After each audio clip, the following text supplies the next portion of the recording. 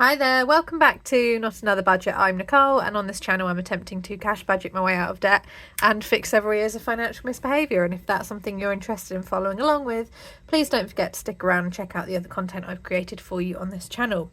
Now I am back. There was another little impromptu break there, which did mean I broke my upload timetable that I was trying to build, so YouTube will punish me for that, because that is the way. Don't you dare take a break or the algorithm will come out to get you. It was my last week for me to work on my PGCE, and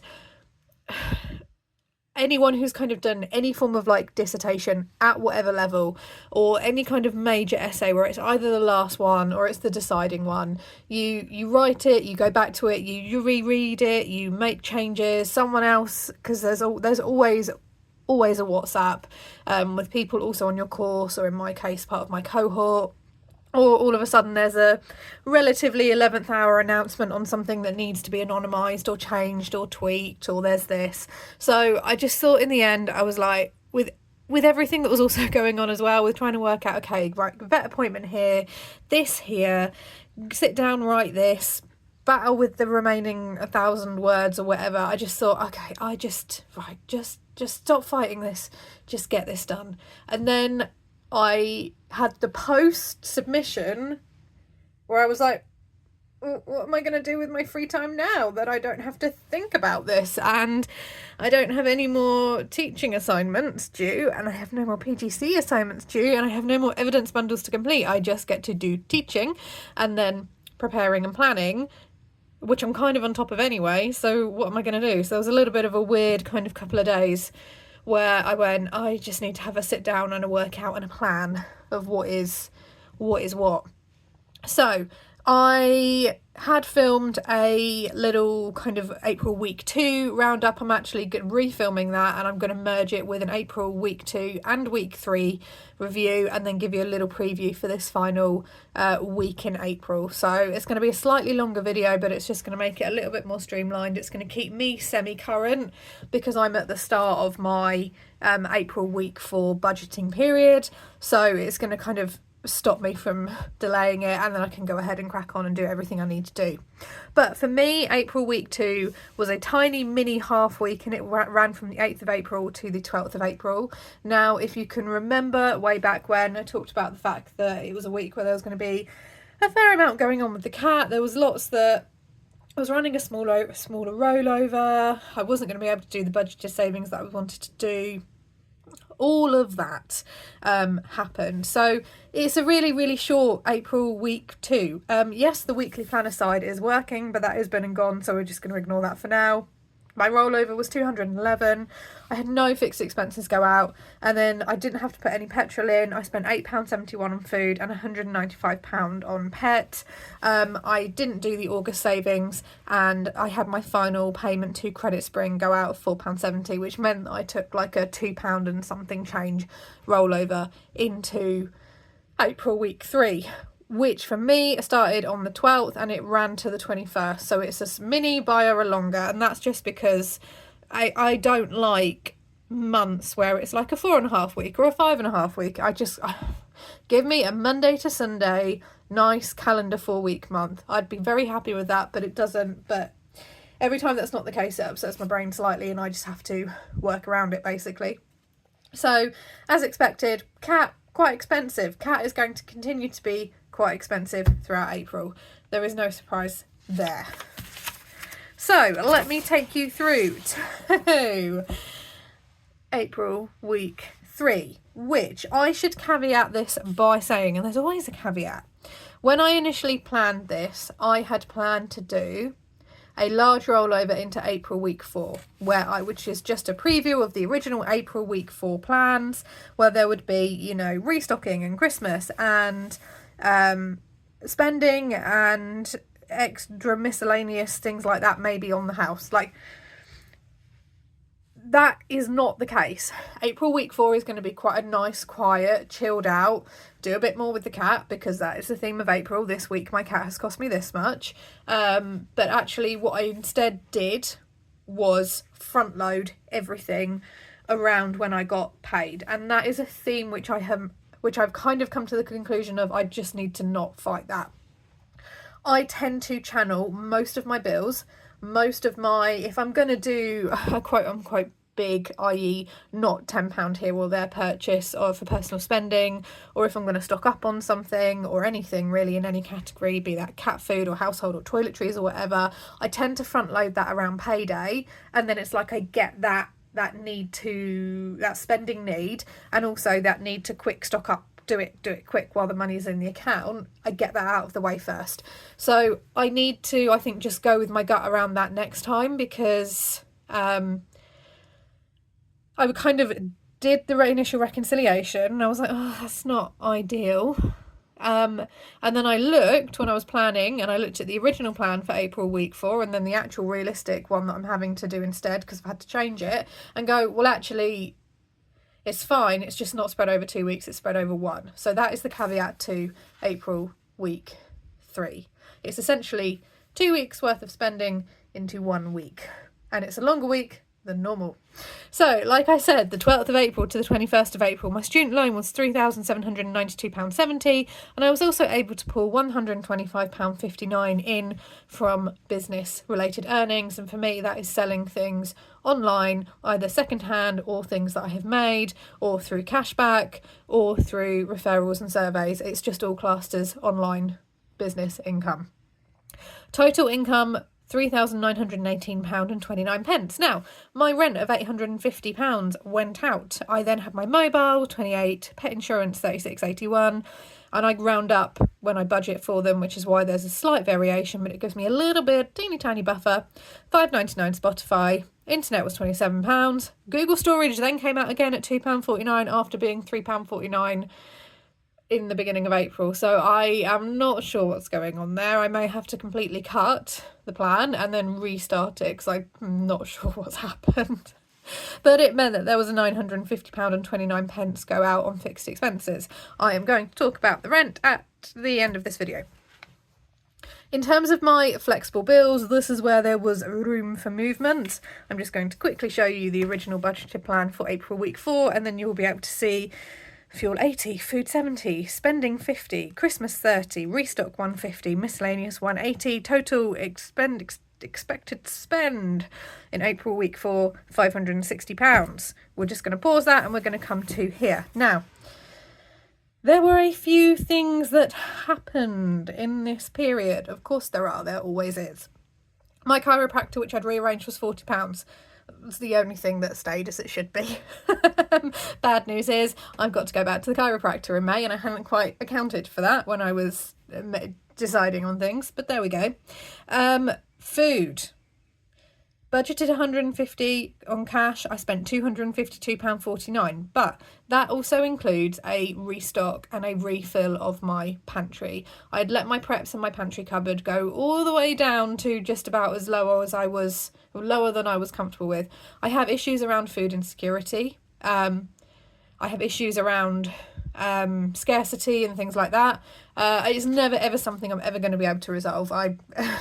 Years of counselling, it doesn't fix it. It relates to being very, very young, and there not really being enough money for food in the fridge, because there was a time in my life where I was very, very young and my parents were very, very poor. They're now fine, but they weren't when I was very little, and you retain those things. And also being a uni student and having like £30 a month for food.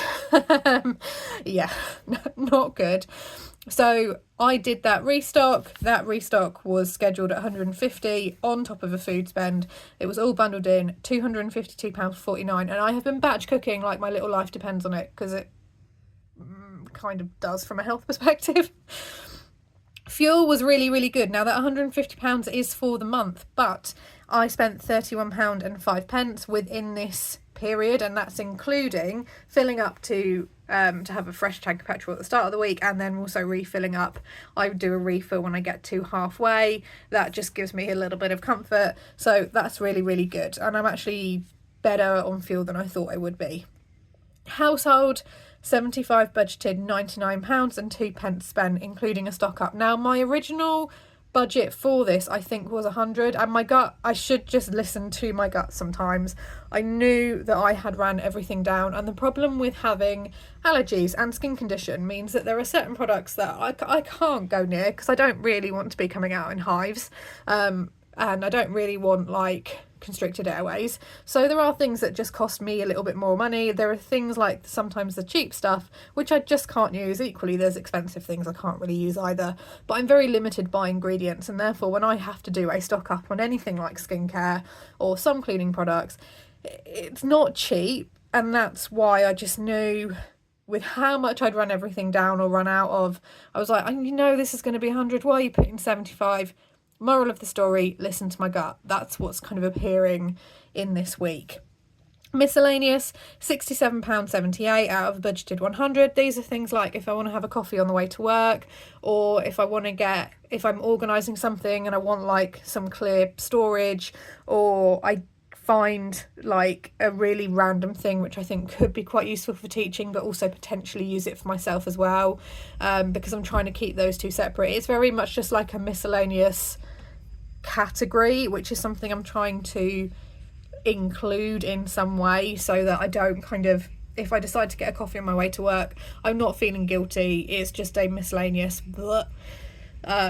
Equally, if I go to the car boot sale, which I have done, and I see a really cool thing which could be a this for someone, like that's not technically a gift but I'll pick it up later, just something like that. I think it's really good to have a miscellaneous category, because I think actually that was like my guilt-free category. It's miscellaneous, it's fine, it doesn't matter what it is. Pet, budgeted 600, actual spend £379.31. He is going to cost me money in April week 4. So that has kind of rolled forward, and someone said in the comments, rightfully so, well, what's insurance paying for? What's the point of it? Because of his heart and because of the type of policy which I had taken out, which was my own mistake, I took out policy for the sake of having insurance, just as a tick box exercise. Never with the intention of using it, but it therefore meant that because he has had this heart diagnosis, they have paid out once for him, and it is now viewed as a pre-existing condition. So anything to do, or could possibly have something to do with his heart, they're not going to cover. Now at the minute, we're trying to treat his hypothyroidism. The meds were £72. Not happy. That wasn't this month, that wasn't this week, I think that was the week before. It's cost me £72 just for that meds without his heart. But the problem with hypothyroidism is that it can have an effect on the heart, of which he has a pre-existing condition. So anything which is heart-based, anything which the vet is like, yeah, we are strictly looking at the heart today, then the insurance have already turned around and said, we're not touching it, it's not a lifetime cover. We're not paying for it, it's a pre-existing condition. So I am paying for anything to do with heart-related treatment. The insurance is covering at the minute anything to just do with his thyroid, and that is very much how we're treating it. I'm paying the vets directly, and then there is a separate claim going on for hypothyroid various things. I did also, however, within there do a massive stock up on pet food for him, because I have found a website which are finally serving in the UK, having served just Europe and Northern Ireland, called Zoo Plus. I'm not referred, I'm not affiliated, and it is about half the cost. So I was able to get, I want to say 2.5 months worth of food for £150, and I was paying £150-ish for 1 month's worth of food. So I am very happy within that. My spending, yep, it went over. I did have a smaller miscellaneous category and there was spending for next week, so that's my excuse. I did buy myself some things, realising that I have a summer wardrobe that doesn't fit me, and I'm going into teach in the summer, and there are things that I need to address kind of that are going on, and it was like, right, okay, I'm just going to have to spend the money on this and sort this out. £295 to double on my personal spending. It is what it is. There are no reasons, there are no excuses. there were some things I had to buy and some things I did not have to, and I still bought them anyway. Teaching, Jesus Christ, right. £75 budgeted, £276.75 spent. The only thing I'm going to say to anyone in my comments who is thinking of retraining as a teacher, make sure when you start your training in September that if you're not told that you have an associated association for your subject, in my case the DT Association, that's going to have lots of resources that could actually really help you throughout your training year, possibly save you time and stress, and also help guide and accompany your training, find that out at the start of the year. Ideally when you get your first student loan payment, if you're paying for your PGCE, because that's like the one excuse I gave myself was student loan payment is there to support the things I need as a student while I am training. Finding out that there is a professional association that I could have been a member of, but because I'm joining at the slap bang at the end of the year, I now have to pay the ECT, so another level up in expense, having to pay that, quite frustrating. Teaching presents, which I've already said I'm kind of doing for my mentors, but that's not that much money. Associated PGCE books that were not made available to you, or to us, which were classed as essential that we needed to read. Yes. Moral of the story, be on everyone's case about what associations do I need to join, what resources are absolutely essential that I need to have. The books aren't available, can you make them available please? Moral of the story, £200 over budget on teaching. I'm not overly happy about that because, with the exception of the teaching present, which I said in my last video, I was like, yep, I'm going to do this.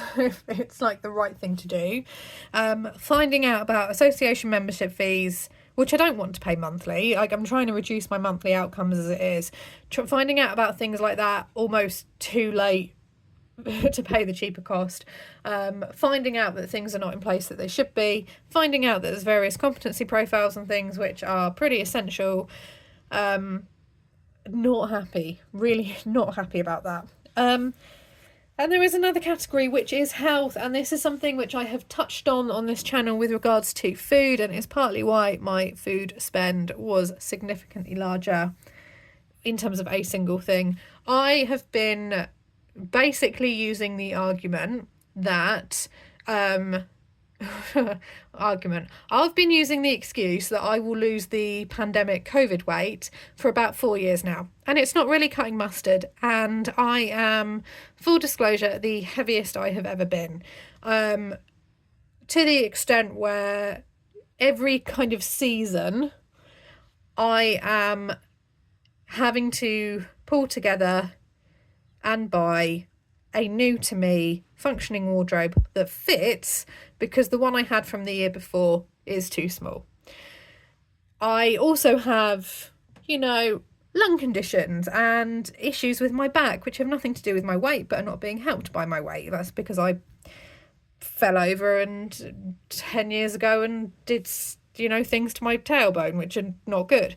But it's now got to the point where, and everyone should be happy in whatever body shape they are, whatever 2 digits on a clothing tag says. You should be happy whatever weight you are and whatever body size you are, as long as you're healthy. And I say as long as you're healthy because it does, when you're not healthy, when in my case my back is going to get to the point where it's going to cost me more money in chiropractor appointments to maintain, not improve, just to maintain, when stairs are becoming a problem, when I don't want to be buying things. If I want to buy clothes, I want to buy clothes that I want to wear because I like them, not because I have to wear them because I need something that's appropriate to work, that is breathable, trying to tiptoe around this slightly, that's breathable, that if I sweat is not gonna stain or smell. I'm just gonna have to come out and say it. And actually I feel is professional for work, because the stuff I had last year it's not working. I'm really good at putting barriers in front of me to stop doing things, and the barriers could be emotionally eating, which I touched on a couple of weeks ago. It could be I don't have enough time to cook healthy. It could be I don't have enough money to cook healthy. It could be the weather is really bad and it's really dark and I don't want to go for the hour's walk, which I know is going to be really healthy. And I'm very much going to have to like start gentle and start low impact and start trying to stretch out and release muscles which are so knotted and tight it's causing issues. And I don't want to be going back to the chiropractor every 2 weeks, which is an argument I'm having, because that is anywhere from £80 to £160 a month, depending on how bad it is. And it got to the point where I had to spend, because not available on the NHS, because I had to spend money on a knee brace and super supportive orthotic insoles, because my already flat feet are now having more issues because of the additional weight that they are upholding. And that was £112.97. And that was the point when I went, this is an effing joke. Stop. You've eaten the Easter eggs far more quickly than you should have done, quite frankly. Stop. So anything which was a barrier to me, well, it's now brighter. I'm working at a school slightly closer. My workload in terms of the things that are going to take my time outside of school, certainly for between now and September, is reducing. So the arguments for me doing low impact exercises at home, stretching, releasing the muscles, etc., walking locally, building up some form of something. Everything that I used to get enjoyment out of in terms of the hiking and the walking and the mountaineering, that's not happening and hasn't happened for some time. Anything in terms of, well, I don't have the time to cook. Well, I've spent a week batch cooking. I'm still going through and batch cooking, and the finances in terms of I can't really afford to buy like the healthy food. Well, the money is now in there. You're going to buy and you're going to stock up on the staples in the cupboard that you need to cook from scratch, and the things that are the low calorie things that stop that. And I'm not going to be signing up to anything like Weight Watchers or Slimming World, because I'm not a club based person and I have tried those before and they don't work for me. It's just going to be calorie control, calorie counting, portion control, smaller portion sizes, thinking about balanced plates and things like that, and building up from there. After that small tangent, it meant that I spent £1,554.84 overall. There we go. It is what it is. I think I've explained for long enough. This video is 22 minutes long. We're going to move on. Savings. £330 into the August savings challenge pot. And again, I am very much just kind of keeping an eye on cash flow at the minute, balancing things. The Christmas challenge, you've seen the change for that, which I showed you in that cash stuffing video. That's £30, and I spent £54.79 because something came up on eBay that I've been watching and waiting to go on an eBay auction for a long time, because it's the perfect Christmas present for Dad, quite frankly. And it was always a case of, if this ever comes up on an auction, because I cannot afford the buy it now price, that is going to be purchased. And then the £300 guarantor payment. So all in all, an expensive 9 days. But on balance, I've pulled a lot of what I was initially planning to do forward from April week 4, and I am just now having a very chilled, still cooking April week 4, which is looking slightly like this. So we can see what I'd initially planned to do. There was going to be a larger rollover. Well, there is now a smaller rollover. I deferred one of the bills, or I didn't defer, I can pay at any point in the month, but water is moved to the end of the month with energy. And then there was meant to be a larger breakdown of flexible expenses and possibly some savings in for the August 3k challenge pot. The rollover is £698.37. Now, when I wrote this, there was also some money pending in from Vinted that hasn't yet cleared in, but I am also expecting some Vinted income or some business income on top of that as well. So that has not yet updated, and energy and water are due to go out around the 28th, whatever that kind of the last Monday of the month is. So that's £150 in planned bills. The pet, we are thinking in terms of the cat, it's going to be about £350. That is the quote that the vet has given me for this week's worth of treatment. Trying to get it all out of the way now. So because realistically, time-wise, it's going to be a bit of a struggle in May to carry on doing this as well. Fuel is going to be 60, I think, and then remaining food is 30, and that is because where I'm going through and I'm batch cooking, I'm finding any combination of things to go, right, batch cook, freeze a meal, that's another set. What I'm trying to do is put myself in the position, bizarrely, where in May and June I could potentially attempt the £100 grocery challenge, given the fact that they're 5-week months. By having as many things frozen and batch cooked and ready to go. That's going to make my time and my organisation so much easier. So if I'm in the position where I can do that, I will. And also it should help just balance what I've got coming up. I've started to preview what I've got coming up. And I do need to carry a rollover into May just to try and reduce my stress. Stress. May is a 5-week month. It is also the month where, drumroll please, my rent is going to go up because I have had the inspection and it's all gone well and I am staying in the property. The rent has gone up to £950, so slap bang in the middle of where I thought it would be. £950 was what I hoped it would go to if it was going to go up. I mean, ideally I'd hope for no increase, but that was not going to be realistic. So £950 is what it's gone up by, so my bills have increased by £100. This would not normally have been a problem, but because it's a 5-week month, it's an extra month, it's an extra week of food, it's an extra week of potentially cat treatment, cat medication, depending on when that falls, and also on petrol as well. So there's that £100 already taken.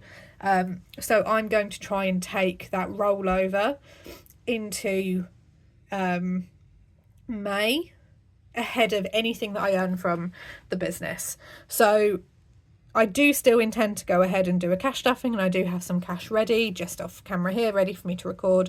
I do intend to go ahead and continue cash stuffing throughout this week for August, but I have also just separately pulled aside £100 ready for me to go ahead and reduce my stress for May.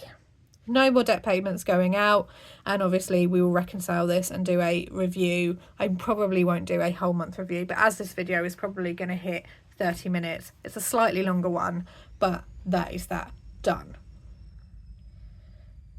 I don't want to say I hated this past April week 3, but it came close to just being a week of frustration. The recurring theme of this is how much my cat is costing me this week. I'm hoping is going to calm down. I really, really am, because it's compounding stresses which I really don't need to be taking on right now.